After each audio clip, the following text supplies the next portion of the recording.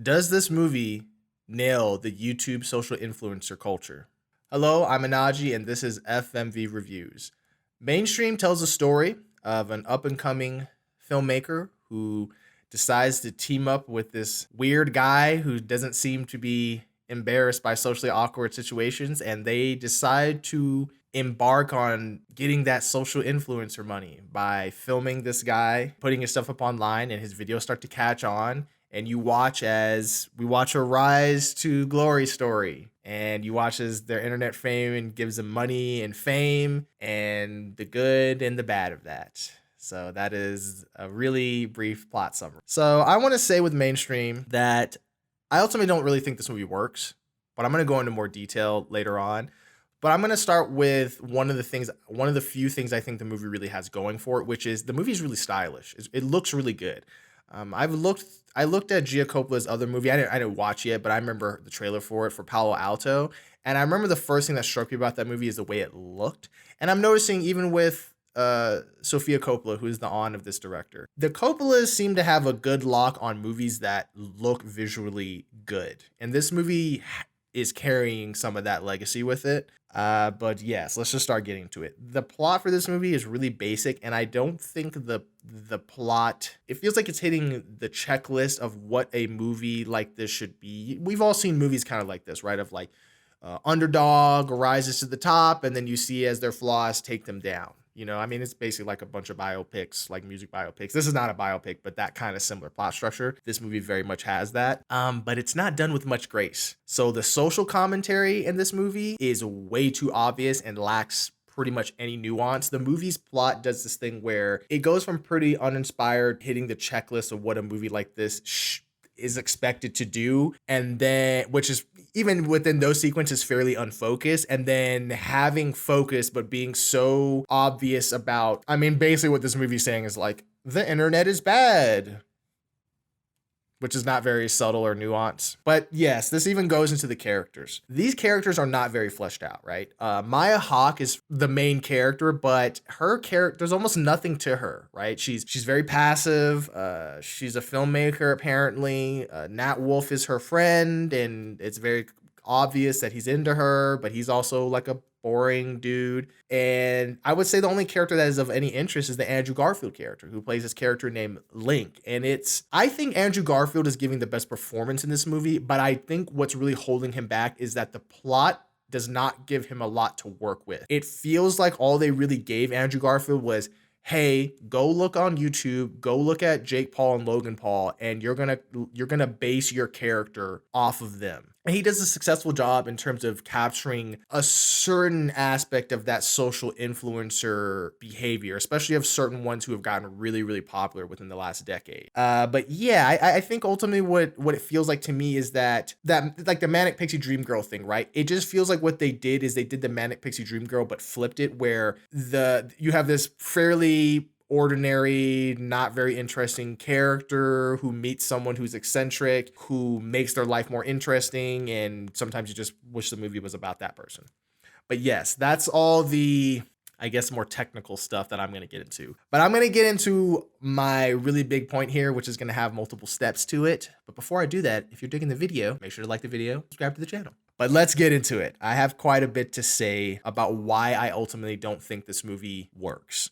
So I feel like what this movie's trying to go for is it's trying to be Network, but for the internet age, right? Network's a very famous film from the 70s that I think was very prophetic in predicting where news was going to go in terms of what is the problem with having news turn into entertainment, right? And this movie wants to do a kind of similar thing with the internet. Now, first of all, I don't want to harp too hard on Gia Coppola. She wrote this film with somebody else.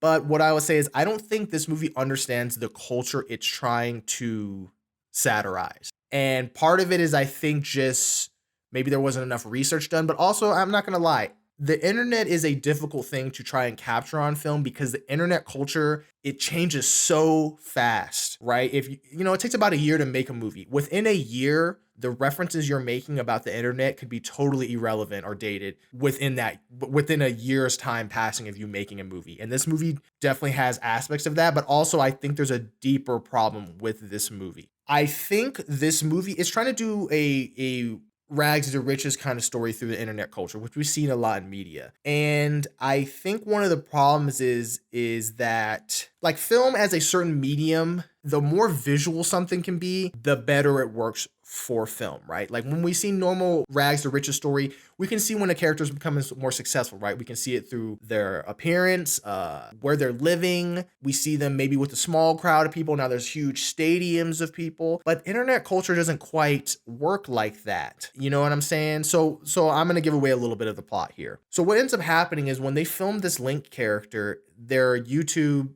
channel explodes. We don't know in a time frame of how long that took, but we're going to assume fairly soon, which can happen on YouTube, but is not very likely. And basically what ends up really making this character blow up and it shows this character's rise to success is that they end up making this YouTube like variety show with the Link character hosting. It almost feels very 70s throwback TV show kind of thing. Except the problem with that is, at least from what I know as YouTube as a platform, there isn't really any really hugely successful YouTubers who have a show like that, right? One of the things about, I think, influencer culture that makes it different from other kinds of more normal mainstream celebrity culture is the fact that it doesn't have the normal mark successors that mainstream culture has, right? You know, with a musician, right? You can have where they play local shows and now they're playing stadiums. YouTubers are not quite like that. It can intermingle with a little bit of that stuff, but it doesn't tend to look like that, right? Like Jake Paul, he's one of the biggest influencers on the channel, right? He just did a huge boxing match. He's super rich, he's super lavish. But if you go to his channel, at least from what I saw, it's like a 30-second video. Even though he's living this huge lavish lifestyle, the way the video itself is filmed, it just feels like someone's holding like a DSLR or a really good cell phone, right? One of the aspects about influencer culture that is different from normal celebrity culture is the fact that the intimacy of it, right? The internet, even though I'm not going to say that it's not subject to giving into inauthenticity, but there is an aspect about internet culture where the more produced or the more it seems like corporate money is behind something, the more certain internet culture aspects of internet culture or people within internet culture are turned off by it. So one of the things that makes these influencers so pervasive is there is an intimacy there of when it feels like your friend is making something, not some big corporate person. And I think this movie doesn't really nail that. It makes it where as Link becomes more successful, he starts taking on these aspects of success that are of like an old school mainstream way and not the internet culture it's trying to talk about. And I think that hurts this movie. But I understand from a filmmaking standpoint why they maybe didn't do that, because it's not as visually engaging to see, like what's more visually engaging? Seeing a stadium full of people showing, wow, look how rich, successful this person's become, or seeing a subscriber account on a YouTube thing. It's not as visually engaging. So I think what Gia Coppola did was try to do these more visually engaging things, but unfortunately, because the kind of culture she's trying to talk about in terms of the internet, it actually undermines it. I'm not envious of her. That's a hard position to be in. And I think one of the perfect examples is, so they have it where Link at a certain point goes on this talk show where he's confronted by a bunch of other social media people as they go at him. This right here definitely showed me that she was out of touch in terms of how this culture works. These social influencers would not be coming at Andrew Garfield's character face to face like that.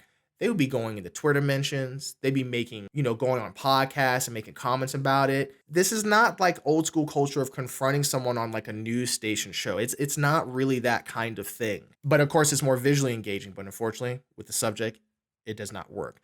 But I did find one really interesting moment in this film.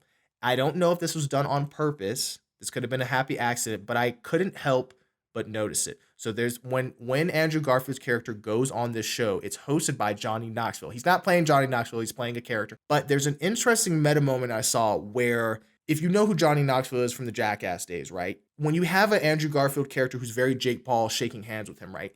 There is a direct correlation, I think, between those Jackass guys and the social media stars like a Jake Paul and a Logan Paul. I don't think you could have a Jake Paul, Logan Paul without the Jackass guys. Because the Jackass times in terms of media in the late 90s, early 2000s was definitely a shift of a certain kind of celebrity where you didn't necessarily need to be talented in the traditional way. It was more about just getting attention. And also there was a sort of stripping down of the like production quality. Like the Jackass stuff was shot very handheld. It had this very intimate, like your friends are doing these stunts.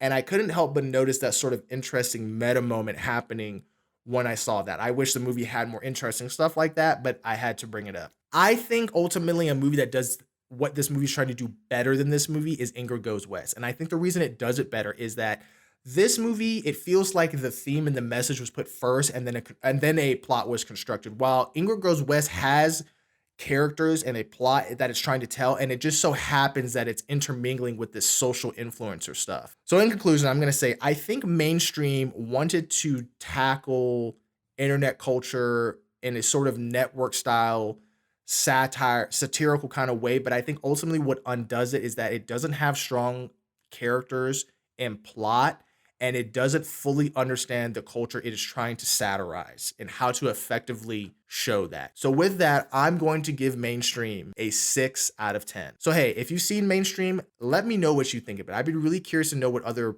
people who are on the internet or other YouTubers who are on, I mean, they're on YouTube. What did you think about this? Was I wrong? Was I maybe missing some stuff? Let me know in the comments down below and I'll make sure to comment back. And until then, I'll talk to y'all later. Bye.